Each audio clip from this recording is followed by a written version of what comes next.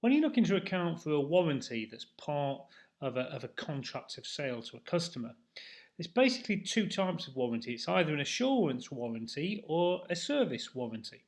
Now, a service one is when you have the option to buy it separately. And because of that, it's a distinct performance obligation. And so, therefore, as we remember, you allocate the transaction price to the distinct performance obligation. Whereas with an assurance warranty, it's just a cost. It's a potential cost, and so you just provide for it according to IAS 37. Let's have a look at an example. So you've got a 1-year standard warranty for free, plus you can buy an additional 2-year warranty for £1,000.